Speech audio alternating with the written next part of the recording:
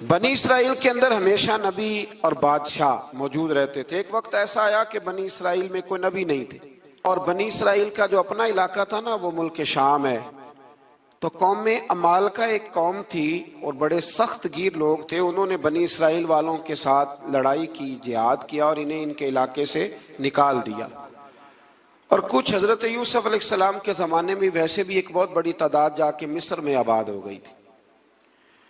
اب یہ ہوا کہ ان کے پاس کوئی بادشاہ نہیں ہے، یہ بار بار دعا کرتے ہیں، التجا کرتے ہیں، تو اللہ تعالیٰ نے ایک پیغمبر انہیں عطا کیے جن کے مختلف نام کتابوں میں ہیں۔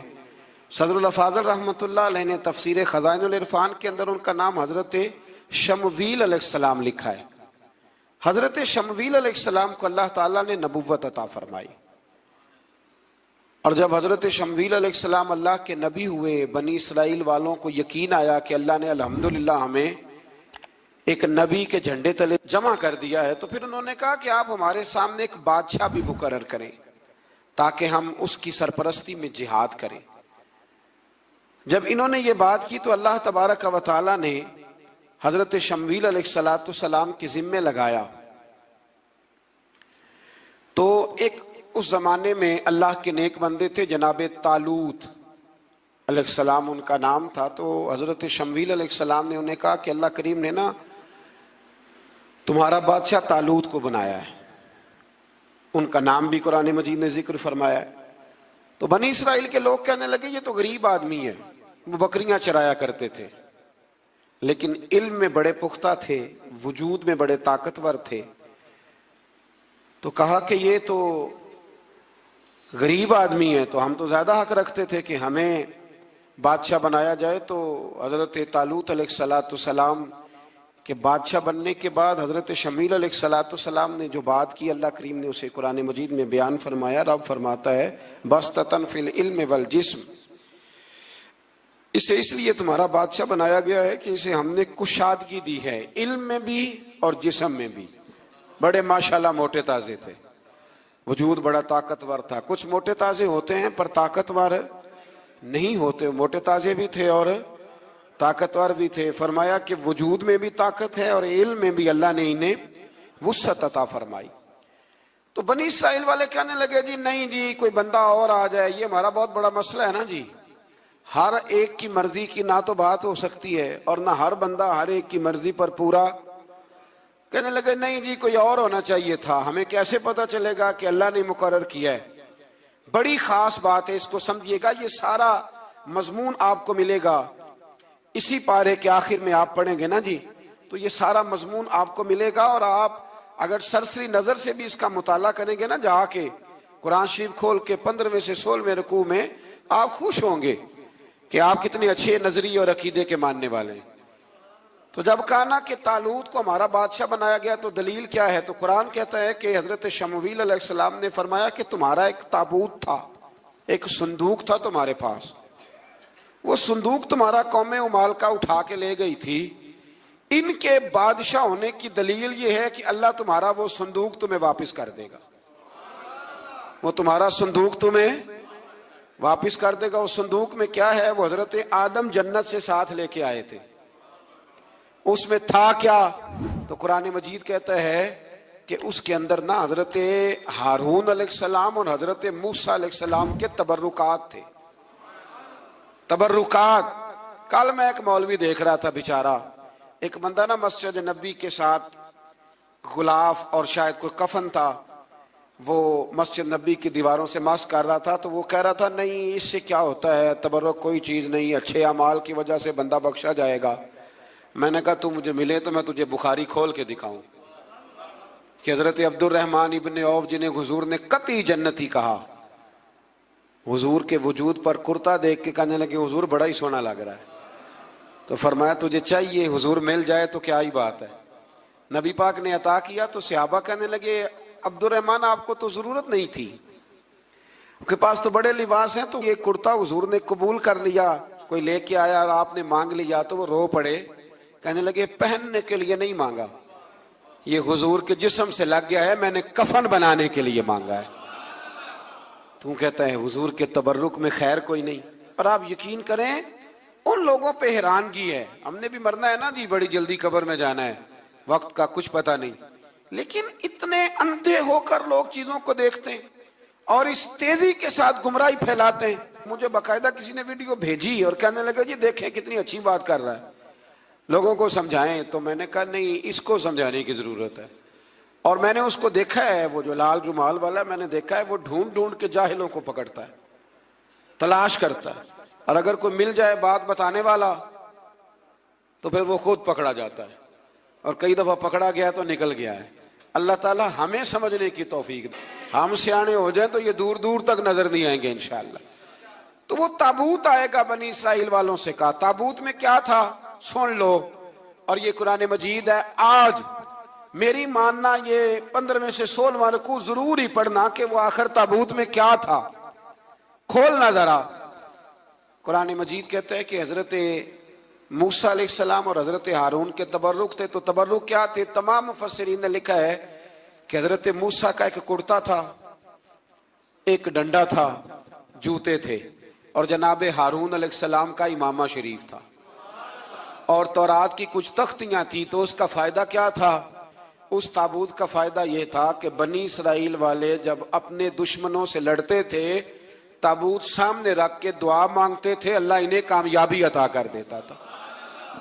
تو قوم عمالقہ کو بھی پتہ چل گیا کہ صندوق میں کچھ ہے جس کی وجہ سے یہ کامیاب ہو جاتے. وہ صندوق اٹھا کے لے گئے. اب ان کی کم بختی یہ, کم نصیبی یہ کہ انہوں نے جا کے اسے روڑی پہ پھینک دیا. جب روڑی پہ پھینکا تو ان کے اندر بیماریاں آ گئیں, وبائیں پھوٹ پڑی, مرنے لگے, وجود پھولنے لگا. پھر ان کے دلوں میں بات آئی کہ یہ ہم نے اس صندوق کی بے ادبی کی ہے. صندوق میں کیا ہے؟ تبرکات. ہمیں کہتے ہیں جی نالین کا نقشہ کیوں لگایا ہے؟ تمہارے تو بزرگوں کا عقیدہ ہے سر پہ رکھنے کو مل جائے اگر نقش نالے پاک حضور تو پھر کہیں گے کہ ہاں تاجدار ہم بھی ہیں. تو کہا کہ اس کے اندر یہ تبرکات تھے. انہیں بھی سمجھ میں آئی تو انہوں نے نا بیل گاڑی منگائی اور وہ صندوق اٹھا کے اس کے اوپر رکھ دیا. اب کیا ہوا؟ قرآن کہتا ہے کہ فرشتوں نے نا اس صندوق کو وہاں سے اٹھایا.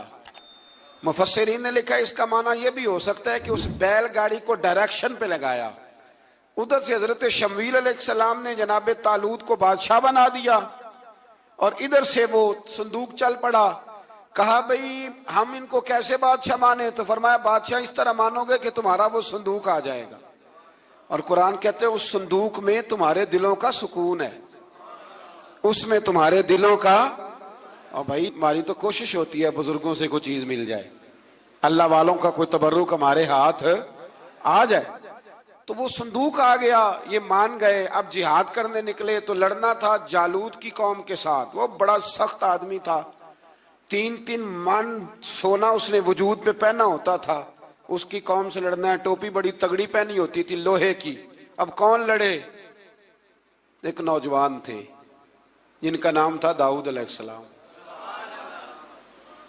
وہ بھی بکریاں چرایا کرتے تھے.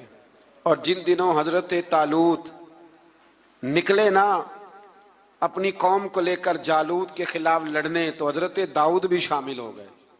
اللہ جب کسی کو نوازتا ہے نا تو پھر خاص ہی کرم نوازی کرتا ہے. مفسرین نے لکھا جب یہ جا رہے تھے نا, وہاں جا رہے تھے تو رستے میں انہیں 3 پتھر مل گئے. انہوں نے وہ تینوں پتھر اٹھا لیے. اس زمانے میں پتھر پھینکنے کے لیے چھوٹی چھوٹی لوگوں کے پاس چیزیں ہوا کرتی تھی. اس کو کوپھن بھی لوگ کہتے تھے, منجنیق, اس کو سامنے رکھ کے پھر بنائی گئی. تو آپ کے پاس بھی وہ آلہ تھا جس سے دشمن پر پتھر مارے جاتے تھے. تو آپ وہ مشین لے کر, وہ آلہ لے کر وہاں پہنچے ہوئے تھے. 3 پتھر آپ کے پاس تھے. آپ فرماتے اس دن میں بڑا بیمار تھا, اتنا بیمار تھا کہ میرا رنگ پیلا ہو گیا. اب وہ جالوت کے سامنے کوئی نہیں جاتا تھا. تو جناب طالوت کہنے لگے کہ جو جالوت کو مارے گا نا, یعنی ان کے بادشاہ کو اس قوم کے, تو میں اسے اپنی آدھی سلطنت بھی دے دوں گا اور اپنی بیٹی کا نکاح بھی اس کے ساتھ کر دوں گا. دیکھیں اللہ نوازتا ہے تو کس انداز میں نوازتا ہے. تو حضرت داؤد کہتے ہیں وہ دور کھڑا تھا تو میں نے نا 3 پتھر مارے. بھئی ہمت کرنا تو ہمارے ذمہ ہے کہ نہیں؟ میری ملت کا جوان کہتا ہے میں نے کرنا کرانا کچھ نہیں. یعنی اگر آپ کہیں نا کچھ کرو تو پھر وہ کوئی کام کرنے کی مطلب معاملہ.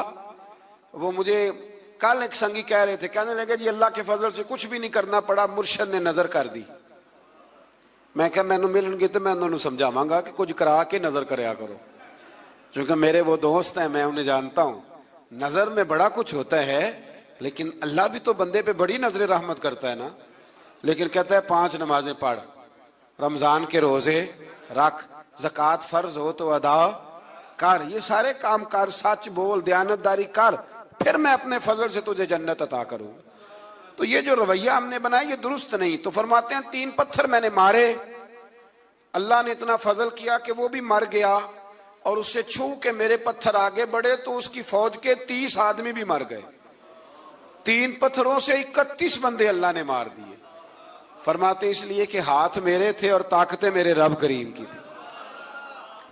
تو حضرت داؤد علیہ السلام کے حصے میں جناب طالوت کی صاحبزادی بھی آئیں, آدھی سلطنت بھی آئی. کافی سال حضرت طالوت حیات رہے, پھر ان کا وصال ہو گیا, تو ساری سلطنت حضرت داؤد کو ملی, اور پھر اللہ تبارک و تعالیٰ نے انہیں نبوت بھی عطا فرمائی. یہ دنیا میں واحد پیغمبر ہیں جو بیک وقت نبی بھی تھے اور بادشاہ بھی تھے. اور پھر اللہ نے فضل فرمایا, انہوں نے بڑی بڑی فتوحات کی.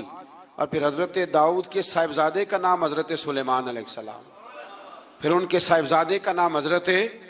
تو یہ ہوا کیسے؟ یہ سارا کچھ اللہ تبارک و تعالیٰ کے فضل سے ہوا, اس کے کرم سے ہوا. اب اس واقعہ سے ہمیں کیا پتہ چلتا ہے؟ ہمیں یہ پتہ چلتا ہے کہ رب جب فضل فرمائے نہ کسی پہ بھی, تو ہمیں اس بندے کو دیکھ کے راضی ہونا چاہیے, کوئی شکوہ نہیں کرنا چاہیے. اور دوسری بات یہ سمجھ لینا چاہیے کہ حکومتیں, مال, دولت یہ صرف سیاستوں سے نہیں ملتی, یہ خدا کے فضل سے ملتی ہے. اور یہ بھی سمجھ لینا چاہیے کہ جو بزرگوں کے تبرکات ہوتے ہیں ان کی کیا ہی بات ہوتی ہے. جس سے بچے والے کے دلوں کے اندر کجی پیدا ہو. رشتے کرانے والے کو کہا جاتا ہے کہ ہم نے کار بھی دینی ہے, یہ بھی بتا دینا رشتے والوں. بچے کی ماں کو سونے کی بالیاں بھی ڈالیں گے, تو یہ داستانیں کیوں سناتے ہو؟ پھر کہتے ہو لڑکوں والے لالچی ہو گئے. تو یہ کہانیاں ہم گھڑتے ہیں, جھوٹ خود لوگوں کے سامنے ہم رکھتے ہیں, اور بعد میں جب اوقات واضح ہوتی ہے پھر رشتے ٹوٹتے ہیں. رشتے جھوٹ پر قائم ہو تو قائم ہو جاتے ہیں, پر قائم رہتے نہیں, وہ ٹوٹ جاتے ہیں. رشتے وہی قائم رہتے ہیں جو رشتوں کے ساتھ قائم ہوا کرتے ہیں, جن کی بنیادیں خلوص ہوتی ہے. جھوٹ ہمیشہ انسان کو تباہ کرتا ہے.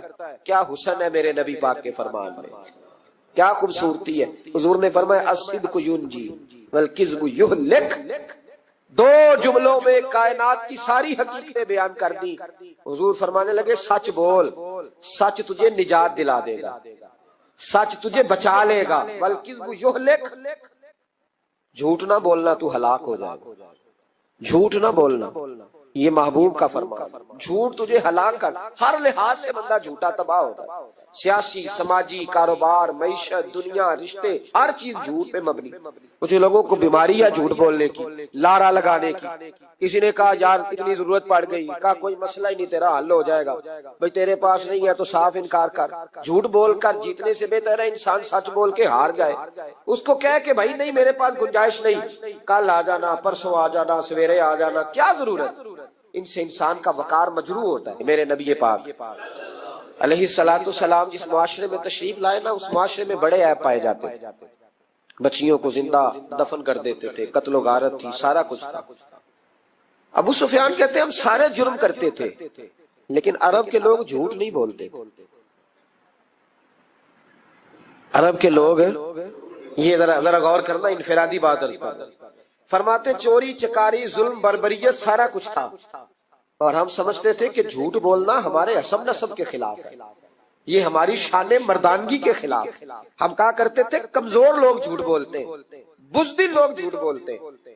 جو لوگ حسب نسب والے ہوتے ہیں, کردار و عمل والے ہوتے ہیں, سردار ہوتے ہیں, جن کا پیچھے کوئی بیک گراؤنڈ ہوتا ہے, وہ لوگ کبھی جھوٹ ہے.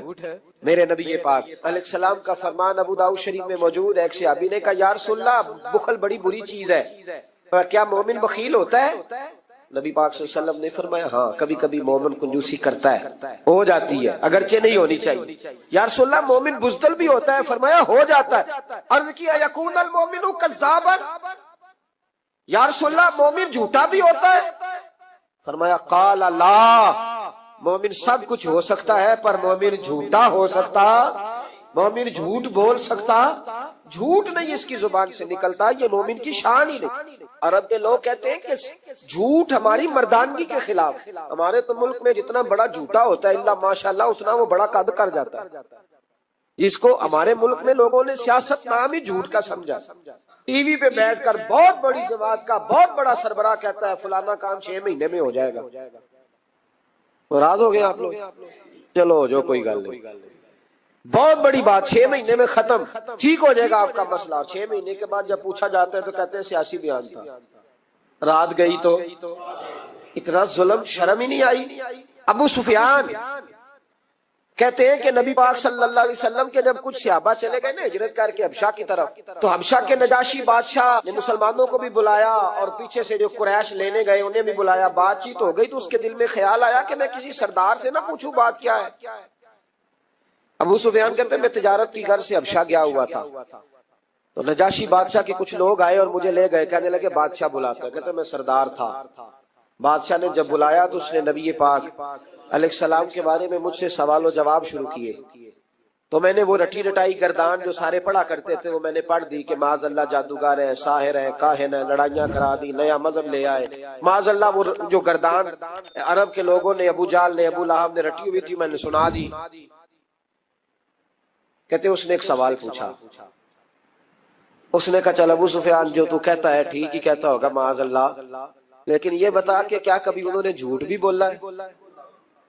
کیا انہوں نے کبھی، بہت بڑی بات ہے اس کو سمجھنا۔ ابو سفیان کہتے ہیں کہ میرے دل میں 1 منٹ کے لیے خیال آیا کہ میں جھوٹ بول دوں، کہہ دوں کہ وہ بولتے ہیں معاذ اللہ جھوٹ، لیکن پھر میرے اندر سے آواز آئی کہ تو قبیلے کا سردار ہے، اور جو مردانگی والے لوگ ہوتے ہیں ان کی زبانوں سے کچے جملے نہیں نکلتے، وہ جھوٹ نہیں بولتے۔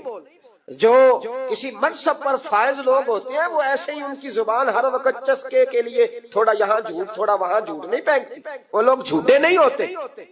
تو سردار ہے، تو چودھری ہے، تو سربراہ ہے، تو اہل ہے، تو منصب والا ہے، جھوٹ بولے گا؟ کہتے مجھے کہنے لگا سوچ کیا رہے ہو، بتاؤ کبھی جھوٹ بولا ہے؟ ابو سفیان کہتے ہیں میں نے فیصلہ کیا، میں نے کہا نہیں میں سردار ہو کے جھوٹ بولوں؟ کہتے ہیں میں فوراً بول پڑا، میں نے کہا وہ رشتے میں میرے بھتیجے لگتے ہیں، میرے سامنے آنکھ کھولی، میرے سامنے بچپن گزرا، میرے سامنے جوانی گزری، میرے سامنے شادی ہوئی، میں نے ان کی زندگی کے بڑے رنگ دیکھے، میں نے انہیں ماں سے بچھڑتے بھی دیکھا، دادا کی گود میں کھیلتے بھی دیکھا، پھر دادا کے جنازے پر بھی دیکھا، میں نے انہیں ہر حال میں دکھ اور سکھ میں دیکھا۔ کہنے لگا نجاشی سارے اختلاف اپنی جگہ پر میں نے اس رسول کو اس وقت بھی دیکھا جب مکے کے لوگ ہتھیلیوں پہ اٹھاتے تھے، اور آج بھی دیکھتا ہوں جب لوگوں نے پتھر اٹھائے ہوئے ہیں، میرا بھتیجا بھی ہے، میرا اپنا بھی ہے، میرا رائے کا شدید اختلاف بھی ہے، لیکن میں جھوٹ نہیں بولوں گا۔ وہ میرا بھتیجا دکھ میں ہو یا سکھ میں ہو، وہ آسانی میں ہو یا تکلیف میں ہو، امیر کے پاس بیٹھے یا غریب کے پاس بیٹھے، اس کی زبان سے جب بھی نکلتا ہے حق اور سچ ہی نکلتا ہے۔ اس نے زندگی میں کبھی جھوٹ بولا؟ اسیر دشمن کی چاہ میں بھی، مخالفوں کی نگاہ میں بھی امی ہے، صادق ہے، معتبر ہے، میرا پیغمبر عظیم تر ہے، میرا پیغمبر عظیم تر ہے۔ کہا ان کی زبان سے کبھی جھوٹ نکلا؟ کبھی نہیں نکلا ان کی زبان سے جھوٹ۔ تو کہتے اب نجاشی نے فیصلہ سنایا، نجاشی نے بات کی، فیصلہ سنایا تو کمال کر دی۔ کیا بات کی نجاشی نے؟ کہنے لگا ابو سفیان پھر تم کس طرح کہتے ہو کہ ان کا دین سچا نہیں؟ کہنے لگے جو بندوں کے معاملے میں جھوٹ نہیں بولتا وہ رب کے معاملے میں کیسے بولے گا؟ جو بندوں کے معاملات میں جھوٹ نہیں بولتا ان سے یہ توقع کیسے رکھتے ہو کہ وہ اللہ کے معاملے میں جھوٹ بولیں گے؟ فرمایا مان کیوں نہیں جاتے کہ اگر وہ بندوں کے حق میں سچے ہیں تو اللہ کے پیغام کے حق میں بھی سچے۔ سچائیاں حسن ہے، سچائی حسن ہے، سچائی ایک خوبصورتی ہے، سچائی تیرا وقار ہے۔ دیکھیں نا تیرے جملوں کے لوگ قیدی ہو گئے، اور جب ٹٹول کے دیکھا تو اندر سے تو کچھ اور نکل آیا، کل تو کچھ کہہ رہا تھا، سویرے اٹھ کے تو کچھ کہہ رہا، تیرے لفظ کچھ ہے، تیرا رویہ کچھ اور ہے۔ زندگی میں یاد رکھنا کسی بڑے کی خوشامد کر کے کبھی اسے محبت نہ ڈالنا۔ جھوٹ بولتے ہیں ہم لوگ، अपना हुलिया हमने सदाकतों के बादशाहों जैसा बनाया होता है, लेकिन हमारे लफ्जों में झूठ होता है, हमारे लबो लहजे के अंदर ये कराहत होती है। हजरत बायजीद बुस्तामी फरमाया करते थे, जो जुबान का सच्चा नहीं होता उसको कभी मार्फत का नूर नसीब नहीं होता, चाहे 2000 जुब्बा डाल के बैठ जाए। मार्फत का नूर उसे मिलता है जिसकी जुबान पर हक और सच होता है। याद रखना, सच्चाई इतनी बड़ी दौलत है। इमाम फखरुद्दीन राजी रहमतुल्लाह ताला ने एक बड़ी प्यारी हदीस लिखी है। कहते हैं नबी पाक सल्लल्लाहु अलैहि वसल्लम के पास एक शख्स आया, उसने कहा या रसूलल्लाह मैंने कलमा पढ़ना है पर 4 चीजें हैं जो मुझसे छूटती नहीं और आप उनको हराम कहते हैं, तो हुजूर आप हुक्म करें क्या करूं? फरमाया चल तू बोल वो क्या है? कहने लगा जी मैं शराब का भी आदी हूं। माज़अल्लाह, बोलिए अस्तगफिरुल्लाह, सारे बोलिए मैं शराब का आदी हूं, मुझसे छूटती नहीं। और फिर कहने लगे मैं चोरी का भी आदी हूं, जाती नहीं। और तीसरी बात ये कि मैं माज़अल्लाह सुम्मा माज़अल्लाह जिना का भी आदी हूं। और चौथी मेरे अंदर बीमारियां कि मैं झूठ बहुत बोलता हूं, यादें छूटती नहीं। मैं इनके होते हुए कलमा कैसे पढ़ूं? आपके दीन में ये शदीद बुरी चीजें और मुझसे छूटती नहीं, तो क्या हुक्म है? मेरे महबूब अलैहिस्सलाम को अल्लाह ने बड़ी हिकमत अता फरमाई, बड़ा नवाजा है नबी पाक। हुजूर ने बड़े खूबसूरत जुमले कहे, फरमाया को सौदा कर ले मेरे साथ। अर्ज की हुजूर हुक्म हो? फरमाया चारों में से एक छोड़ दे, कलमा पढ़ ले, सौदा कर ले। कहा हुजूर हुक्म करे कौन सी? सहाबा कहता है अब हम घूम रहे थे कि ये क्या बात है, चारों चीजें हराम में करती हैं। हुजूर कहते हैं एक छोड़ दे, मैं एक वादा कर। कहा या रसूलल्लाह हुक्म करे? तो सहाबा कहते हैं अब जब हुजूर ने कहा एक छोड़ दे तो हम फिर तज्जिया कर रहे थे कि शराब बड़ी गंदी है, जिना बड़ा गंद है, चोरी किसी के हक में डाका है, जुल्म है। लेकिन मेरे नबी पाक अलैहिस्सलातु सलाम ने क्या खूबसूरत फरमाया, फरमाया चल तू झूठ छोड़ दे। क्या छोड़ दे? अल्लाहु अकबर। फरमाया झूठ छोड़ दे। अर्ज की बाकी? फरमाया बाकी अल्लाह फजल करने वाला है, तू झूठ छोड़ दे। अब लोग कहते हैं कि हम हैरान थे कि इतनी गंदी चीजें, शराब भी, जिना भी, चोरी भी, और हुजूर ने सिर्फ झूठ छुड़वाया है। वो सरदार कहता है मैं घर गया, शराब की बोतल पे हाथ डालने लगा, दिल में ख्याल आया शराब पी के सहाबा के मजमे में जाऊंगा, तो अगर किसी सहाबी ने पूछा कि तूने शराब पी है, झूठ बोलूंगा तो नबी पाक के वादे का क्या बनेगा, और सच बोलूंगा तो उस महफिल नूर में बैठूंगा कैसे शराब पी के? कहते 2-3 दफा हाथ बढ़ाया पर मजा नहीं आया, मैंने पटखी दीवार के साथ बोतल, मैंने कहा ये तो गई, ये नहीं पीऊंगा आज के बाद। कहते फिर मैं बाहर निकला उस औरत के पास रात गुजारने जहां मुंह काला करना था। कहते हैं जब पहुंचा तो उसने पहला सवाल पूछा, कहने लगी सुना है तू कलमा पढ़ गया है? कहते हैं बस वजूद चकनाचूर हो गया। ओ मेरे दोस्तों, लोग पूछते तो है ना तू किसका बेटा?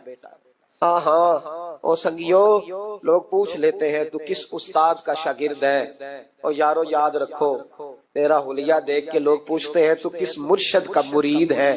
याद रख, अपने लिए ना सही किसी की इज्जत के लिए सही, अपने लिए ना सही किसी की इज्जत के लिए, तू किसी के लिए ही बदल जा यार, तू किसी का ही ख्याल कर जा, चल किसी और के लिए अपने आप को तब्दील कर जा। अपने लिए ना सही देख, तू किसी और के लिए ही बदल जा। अब तेरी किसी और से भी निस्बत है, लोग किसी और के साथ तुझे मंसूब करते हैं, उनका दीवाना हूँ, उनका मजजूब हूँ। क्या ये कम है कि मैं उनसे मंसूब हूँ? कहा उस बीबी ने, कहने लगी सुना है तू कलमा पड़ गया है? कहते बिजलियां दौड़ गई। मैंने कहा अगर झूठ बोलूं तो हुजूर के वादे का क्या बनेगा? महबूब ने कहा झूठ नहीं बोला, अगर सच बोलूं तो फिर इसके करीब कैसे जाऊं? कहते वहां से भी लौट आया। अब मेरी जिना की आदत भी गई। अगली शाम हुई तो सामने माल पड़ा था एक आदमी का, वो आदमी काफिल था, उस पे हाथ डालने लगा तो दिल में ख्याल आया ये सवेरे तफ्तीश भी करेगा।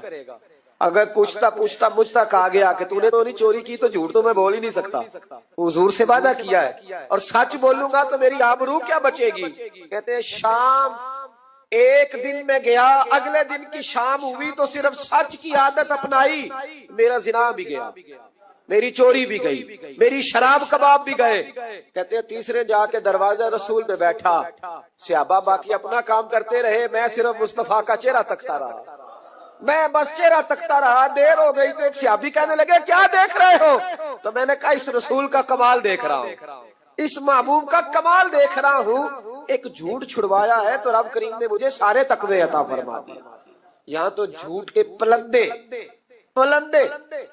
پیروں نے ڈیوٹیاں لگائی ہوئی ہیں مریدوں کی، جاؤ کرامتیں بیان کرو، سناؤ، فیس بک پہ دو، جیڑے محرم راز حقیقت دے اور راز حقیقت کھول دے نہیں. اے جنہ ویکھیا نہیں او کرن گلاں، جنہ ویکھ لیا او تے بول دے ہی نہیں. یہ جھوٹ کا پلندہ لے کر کے تو پھر رہا ہے، اس کو سنبھال کے رکھ. سچائی انسان کو جوان رکھتی ہے، سچائی آدمی کو بڑا کرتی ہے، سچائی اس کے رشتے قائم رکھتی ہے. میرے نبی کریم علیہ السلام نے سچ کا درس دیا، سچی بات کا حکم کہا، فرمایا سچ بولو. حضرت مالک بن دینار رحمت اللہ علیہ ارشاد فرمایا کرتے تھے کہ سچائی اتنی بڑی چیز ہے کہ سچائی کو تو آگ نہیں جلاتی. فرمایا کرتے تھے سچائی کو تو مٹی نہیں کھاتی. فرمایا کرتے تھے سچائی کو تو دریا نہیں ڈبوتا. لوگوں نے پوچھا دلیل، فرمانے لگے میرا ایک دہریے سے مناظرہ ہو گیا، لوگ بہت سارے اکٹھے ہو گئے، جب بات ذرا آگے بڑھی تو دہریہ مانتا نہیں تھا، میں دلائل دیتا، وہ بھی مجھے دیتا. سادے لوگ بول پڑے، کہنے لگے حضرت جی ہم تھک گئے ہیں سن کے، رزلٹ بھی نکالے. تو فرماتے میں نے دہریے سے کہا چل رزلٹ نکال لیتے ہیں. آگ جلاتے ہیں، دونوں ہاتھ ڈالتے ہیں، جو سچا ہوگا بچ جائے گا، جو سچا ہوگا. فرماتے تھے سچائی کو آگ بھی نہیں جلاتی، جو سچا ہوگا بچ جائے گا اور جو جھوٹا ہوگا جل جائے گا. فرماتے ہیں آگ جلا لی. اب میں نے اسے کہا چل ہاتھ ڈال، تو وہ جھوٹا تھا، جھوٹ کے پیر کوئی نہیں ہوتے، وہ ہاتھ ہی نہیں آگے کرتا، ہاتھ ہی نہیں بڑھاتا. کہتے میں نے زبردستی پکڑ کے اس کا ہاتھ آگ میں کیا، کئی دیر تک آگ میں رکھا، نہ اس کا جلا نہ میرا جلا. کہتے باہر نکلا، لوگوں نے شور کر دیا یہ کیا ہے؟ میں نے عرض کی مولا نہ اس کا جلا نہ میرا. فرماتے عاطف غیب سے ندا آئی، مالک بن دینار سچے کے ہاتھ میں بھی جس کا ہاتھ ہو ہم اس کا بھی نہیں جلایا کرتے. سچے کے ہاتھ میں بھی جس کا ہاتھ ہو ہم اس کا بھی. تیرا ہاتھ اس نے پکڑا اور جلا دوں، کہا علیحدہ کر. کہتے ہیں میں نے کہا چل بھیا علیحدہ علیحدہ ڈال دے. اور ڈرنے لگا، میں نے کہا یہ تو ڈالنا ہی پڑے گا. کہتے ہیں ہاتھ ڈالنا، اس کا جل گیا، میرا بچ گیا. تو لوگ کہنے لگے یہ کیا ہوا؟ تو میں نے کہا کچھ بھی نہیں ہوا، میرا کمال نہیں، میرا رب بھی سچا ہے، میرے رب کے وعدے بھی سچے ہیں، قرآن بھی سچا ہے، قرآن کے اعلان بھی سچے ہیں، محبوب بھی سچے ہیں اور محبوب کے فرمان بھی سچے. سچائیاں تو آگ میں ڈالے تو نہیں جلتی، ہم لوگ کیسے علیحدہ علیحدہ ہو جاتے. اور پھر میں نے عرض کی کہ کوئی فائدہ نہیں ہوتا لوگوں کا، بلا وجہ جھوٹ بولتے، جھوٹی خوابیں بیان کرتے، جھوٹے نظریات اور جھوٹی کہانیاں لوگ گھڑ کے بیان کرتے. آتے ہیں تو قصیدہ خوانی کرتے، بادشاہوں کے، پیروں کے، علماء کے قصیدے پڑھتے ہیں، آ کے ان کو کہتے ہیں کیا بات ہے کیا بات. نہ بھائی وہ تعریف ہوتی نہیں جو منہ پہ کی جاتی، تعریف تو وہ ہوتی ہے جو تو کسی تیسری جگہ جا کے بیٹھ کے کرتا ہے. یہ میری بات یاد رکھنا، جو منہ پہ کی جاتی ہے وہ خوشامد ہوتی ہے. حضرت سیدنا عمر فاروق رضی اللہ تعالیٰ عنہ فرمایا کرتے تھے جو میری تعریف کرتا ہے میرا دل کرتا ہے کہ اس کے منہ میں مٹی ڈالوں. ہمارے ایک بزرگ تھے مولانا غلام علی اوکاڑوی صاحب رحمۃ اللہ علیہ، رات میں اوکاڑے میں تھا تو ان کی خوشبوئیں بڑی آ رہی تھی وہاں سے. تو ان کی جب کوئی تعریف کرتا تھا تو وہ اس دور میں ہم یہ نہیں نہ کہہ سکتے کسی کو کہ تیرے منہ میں مٹی ڈالوں، تو جب کوئی تعریف کرتا تھا تو وہ اپنے رنگ میں بولتے تھے. فرمایا کرتے دل کرتا ہے تیرے منہ میں خاک شفا ڈالوں، تیرے منہ میں مدینے کی خاکیں شفا ڈالوں. تو بندہ کہتا ہے کیا مطلب؟ کہنے لگے حضرت عمر مٹی کہا کرتے تھے نا، تو میں کہہ نہیں سکتا کہیں تو ناراض نہ ہو جائے. تو منہ پہ تو خوش آمدید 2 منٹ آئے. اور پیر بھی چونکہ علماء بھی اللہ ماشاءاللہ میری طرح جو کہلواتے ہیں، وہ علماء مشائخ بڑے لوگ، وہ تعریف کے اللہ تعالیٰ خیر کرے بڑے مزے ہوتے ہیں. تو تھوڑی دیر تعریف کرتا ہے، آنے والا کہتا ہے حضرت جی بلے بلے ساری رات اسی رہے ہو خواب ہے. یہ 2-3 تعریفیں سنو، اب میں گیا، آپ جانے اور آپ کا کام جانے. تو بھائی تعریف خالی کرتے رہنے کا کیا مطلب ہے؟ پیارا تو وہ ہوتا ہے جو مشن کا وارث ہوتا ہے، جو دست و بازو بنتا ہے، جو آگے بڑھتا ہے، جو دکھوں سکھوں میں دھوپ چھاؤں میں ساتھ ہوتا ہے. آ کے تعریف کرنا، کلادہ ملانا، نکل جانا. کئی دفعہ ساتھ رہنے والے تعریفیں نہیں کر پاتے، کوئی ضرورت بھی نہیں ہوتی، انہیں ضرورت بھی نہیں، اس لیے کہ وہ تعریف نہیں کر رہے، وہ عمل کر رہے، وہ نوکری کر رہے، وہ ڈیوٹی کر رہے. تو ہم تعریفوں کے پل باندھتے. ابا جی کی بھی کچھ لوگ میری تعریفیں کرتے ہیں، خدمت کوئی نہیں کرتے، صرف تعریف پہ گزارا کرتے. تعریف نہ کر، یہ جھوٹ کا پلندہ نہ باندھ. ایک بزرگ کی تحریر پڑھ رہا تھا، رات کو بڑا مزہ آیا. فرمانے لگے نبی پاک کے زمانے کے تو جانور بھی سچ بولتے تھے. کیا کہہ دیا میں نے؟ حضور کے زمانے کے کون؟ حضور کے زمانے کے تو جانور بھی سچ بولتے تھے.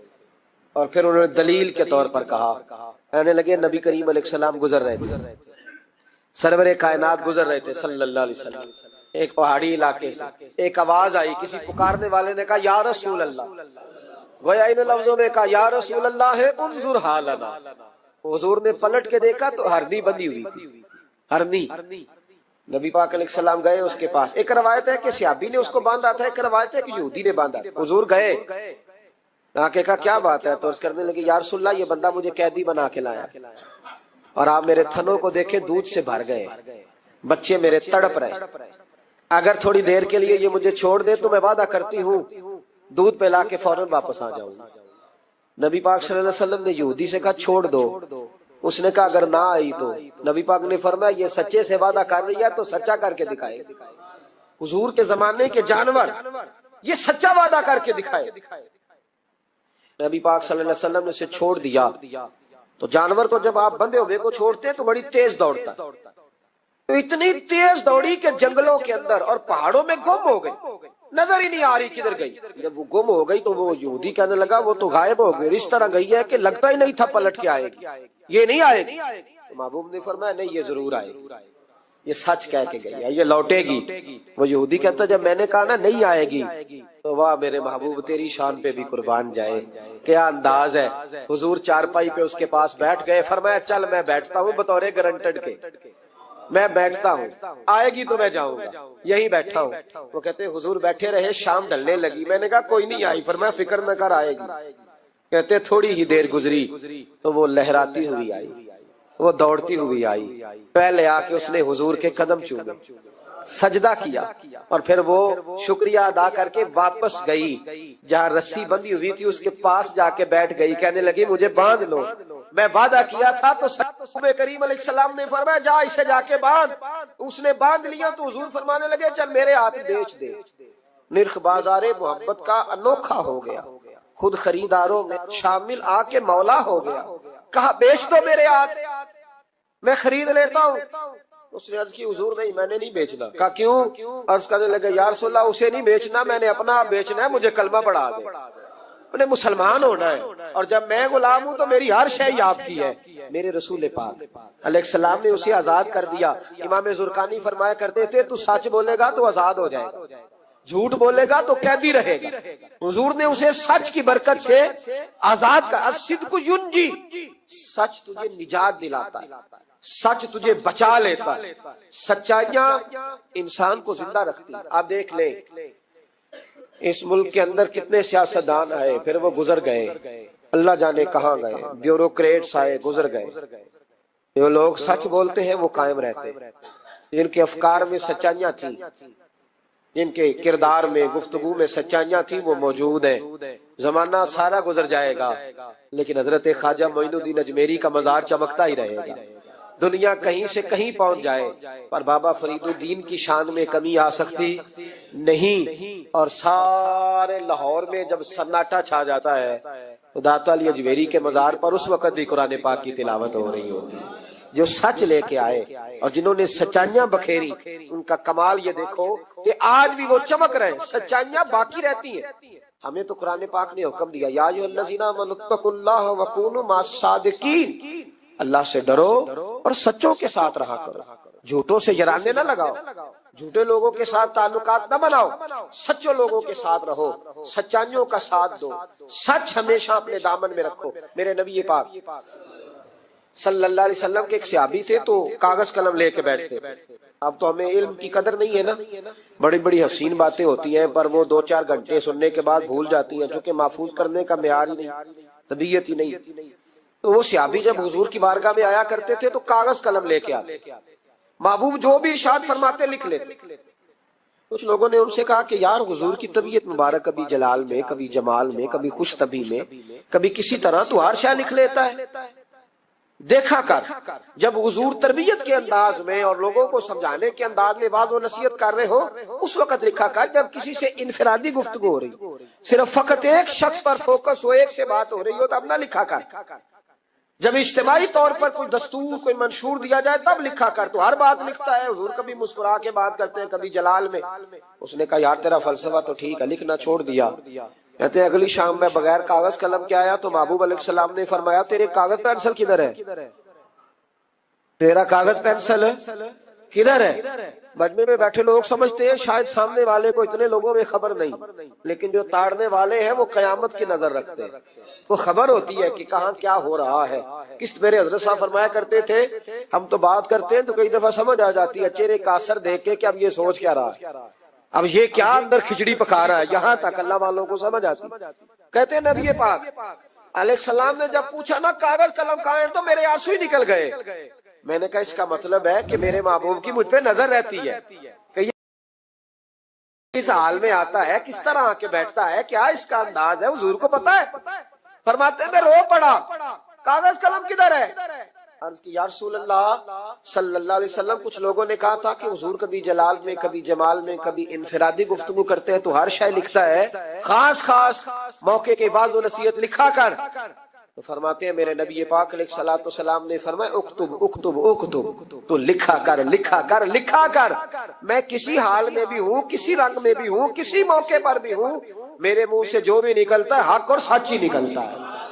جتنی دولت اور شہرت کی محبت انسان کے باطن میں تباہی کرتی ہے۔ یہ چیزیں ہمیں جکڑ رہی ہیں تیزی سے، شہرت، اقتدار، چاہا جانا، گلی کا نام میرے نام پہ ہو جائے، محلے کا نام میرے نام پہ ہو جائے، برادری کا بڑا مجھے مان لیا جائے، فلانی شے میری، میں یہ ہوتا ہوں، میں وہ ہوتا ہوں۔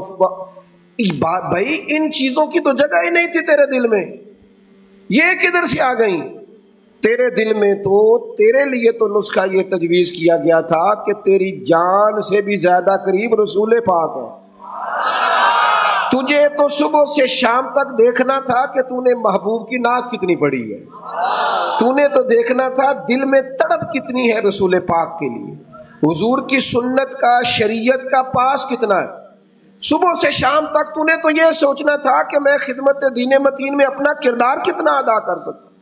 تجھے زندہ رکھنا ہے، تیری روح کو اگر بچنا ہے تو وہ نبی پاک کی محبت سے بچے گی۔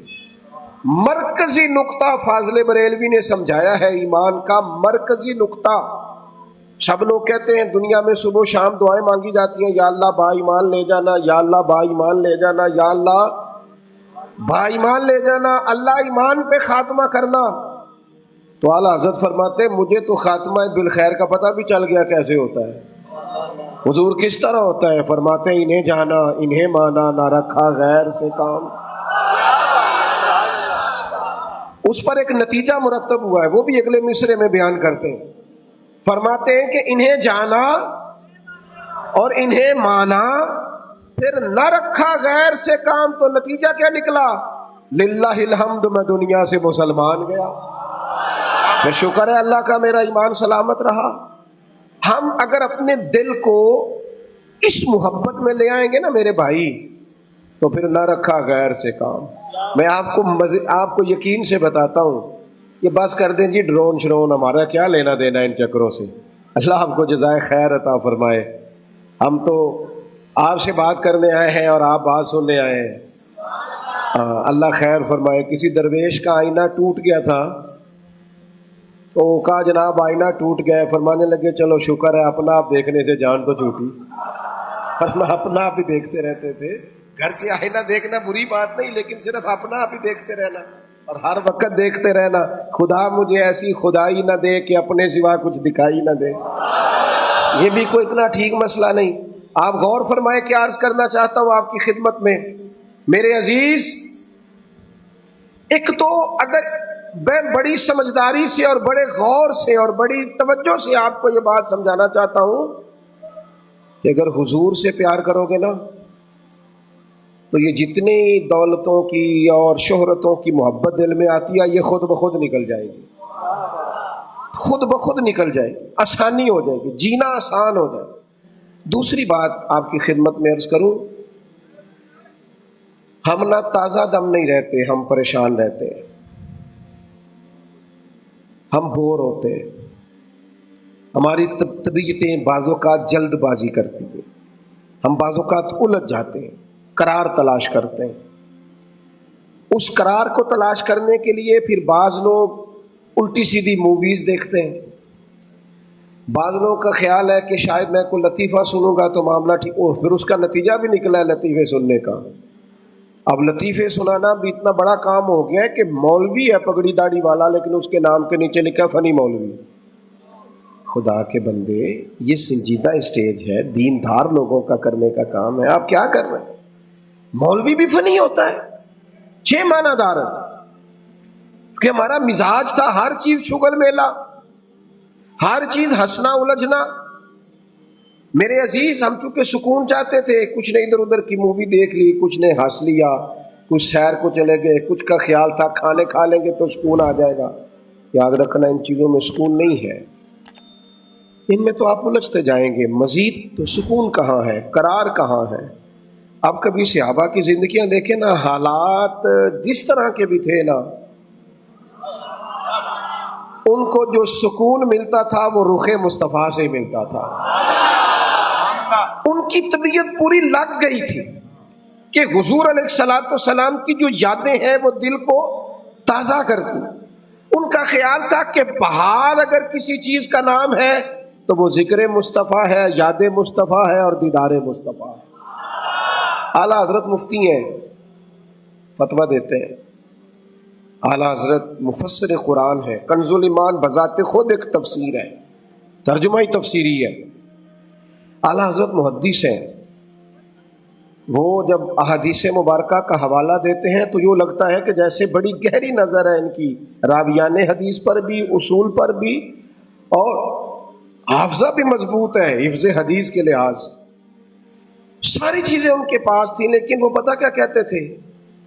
کہتے تھے یہ جو میرا دل چمکدار ہے نا، اور یہ جو میری طبیعت ہلکی پھلکی ہے، اس کی وجہ یہ ہے کہ ان کی مہک نے دل کے غنچے کھلا دیے. یہ میں نہیں آپ کو تقریر سنا رہا، میں تو جذبات کا اظہار کر رہا ہوں. ان کی مہک نے دل کے غنچے کھلا دیے ہیں. تو کیوں غنچے کھلا دیے؟ کہتے میرے نبی کا کمال یہ ہے کہ وہ جس راہ چل دیے ہیں کوچے بسا دیے. وہ جس راہ بھی چل دیے ہیں کوچے، حضور پر تھوڑا گزر جائے تو کام ہو جاتا ہے. قرار، سکون، سارے دکھ مٹ جائیں گے اگر دل حضور سے لگا لو گے، اگر محبتوں کا مرکز رسول پاک کو بنا لو گے. آپ دیکھیں احد کے میدان کے اندر کافر نے ایک بڑی عجیب سازش کی مسلمانوں کو پریشان کرنے کے لیے. اور بھائی آپ لوگوں کی وجہ سے اگر اتنے لوگ تکلیف میں ہیں تو آپ کو سمجھ جلدی سے بیٹھ جائیں جی، جلدی سے جی، فیصلہ کرنے میں اتنی دیر، اللہ آپ کو سلامت رکھے، بیٹھ جائیں جی. اب آپ کھڑے ہیں جناب، آپ بھی بیٹھ جائیں، اللہ آپ کو برکت عطا فرمائے. اچھا ایک بندہ محفل میں کھڑا ہو جاتا ہے موبائل لے کے، اللہ انہوں سمجھنا چاہیے کہ باقی سارے کل بھی ہیں موبائل. خدا کے بندے آپ کی وجہ سے اتنے لوگ پیچھے اگر پریشان ہیں تو آپ کو سمجھنا چاہیے اس چیز کو. اللہ تعالیٰ آپ سب کو ہنستا اور مسکراتا رکھے. نبی پاک کی ذات سے جب آپ کی کامل وابستگی ہو جائے گی نا تو حضور کی ذات والا کا پیار، اور پیار ناروں والا نہیں ہونا چاہیے خالی کالی جل سے محفل میں اور مائک ہاتھ میں آیا تو عشق کا دعویٰ تگڑا، خالی اس طرح نہیں. تنہائی میں بھی تو روئے حضور کی بارگاہ میں. ایک محفل میں ایک دفعہ حاضر تھا تو ایک نعت خواں بچہ میرے پاس آیا، کہنے لگا جی میری سفارش کر دیو، میں بھی حضور دی بارگاہ چ حاضری لوانی ہے. میں کہ پتر تو گھر جا کے پڑھ لے، اتنے بھی حاضری لگ جائے گی کہ 4000 بندہ چاہیے حاضری لوان لی. حضور کی بارگاہ میں تو جہاں بیٹھ کے بھی پڑھے حاضری لگ جاتی ہے. اس کے لیے کیا ساج سمر کے مجلس ہی فقط ہو تو حاضری لگتی ہے؟ یہ بھی اعلیٰ حاضری ہے، پر وہ تو واللہ وہ سن لیں گے اور فریاد کو پہنچیں گے ہم. بس اتنا تو ہو کوئی فریاد کرے دل سے، تو بات تو دل سے کر. آپ کی جب کامل وابستگی حضور سے ہو جائے گی نا تو یہ غربتوں کا ڈر، یہ پریشانیاں، یہ آزمائشیں، ایک جگہ رونا نہیں رویا حضرت بلال نے کبھی اپنی غریبی کا، ایک جگہ پریشان نہیں ہوئے کبھی حضرت سلمان فارسی کے میں پردیسی ہوں، ایک جگہ بھی کبھی جناب صہیبی رومی کو تکلیف نہیں ہوئی. کیوں بلا؟ اس لیے کہ حضور کی محبت ایسی دوا ہے جو ہر بیماری سے شفا عطا کر دیتی ہے. احد کے میدان میں کافروں نے ایک چال چلی تھی. ان کو پتا تھا کہ کون سی بات مسلمانوں کو زیادہ پریشان کر سکتی. انہوں نے ایک افواہ پھیلا دی تھی کہ معاذ اللہ حضور کو شہید کر دیا گیا. اس کی وجہ سے شدید پریشان ہوئے صحابہ، اور جنگ کے جو نتائج برعکس آئے اس کی بڑی وجہ یہ افواہ بھی بنی. اب صحابہ بڑے پریشان تھے، حضور شہید ہو گئے. کچھ لوگ نا میدان احد سے جب واپس آ رہے تھے نا جنگ ختم ہونے کے بعد، ایک خاتون جا رہی تھی میدان جنگ کی جانب. عورتیں اپنے مزاج کے لحاظ سے کمزور ہوتی ہیں قلبی طور پر، اور بڑی خوبصورت بات لکھی ہے علماء نے، کہتے ہیں عورت کے دل میں درد زیادہ ہوتا ہے نا، پیار زیادہ ہوتا ہے، اور یہ جو وہ کمزور واقعہ ہوا اسے عیب نہ سمجھو. اسی لیے تو اللہ نے بچے کو پالنے کا ذمہ اس کا لگایا ہے کہ وہ شفقت زیادہ رکھتی ہے، محبت زیادہ رکھتی ہے، درد دل زیادہ رکھتی ہے. اس لیے جس درد سے وہ بچے کو پال لیتی ہے نا. میرا بیٹا ایک دن گھر میں کچھ پکا ہوا تھا، اس کی اماں کہنے لگی کھانا کھاؤ، کہندا ہے میں نہیں کھانا. وہ دی اماں کہندی میں بڑا زور لایا، بڑی محنت کی، بڑی گرمی چ پکایا، اج تے ہی کھانا پینا ہے. کہنے لگا میں نہیں کھانا، میں آرام سے کھانا کھا رہا ہوں. اب وہ ماں بیٹا بحث کر رہے ہیں. تھوڑی دیر گزر گئی تو مینوں کہندی تسی کیوں نہیں بول دے؟ میں کہا مینوں پتہ ہے کنے جیتنا ہے، تھوڑی دیر بعد کھلو جاؤ، مینوں پتہ کنے جیتنا ہے. وہ بچہ اٹھ کے اندر چلا گیا، کہنے لگا میں نہیں کھاندا، تسی کھاؤ. وہ پھر 5 منٹ لنگے تو وہ پکانا شروع کرتا جو بچہ کہہ رہا ہے. تو میں کہا میں تو پتہ ہے نا نتیجہ کی ہے، تو اس بحث میں جانے کی ضرورت ہے. اس لیے کہ ماں اولاد کے سامنے ہمیشہ ہی ہار جاتی ہے.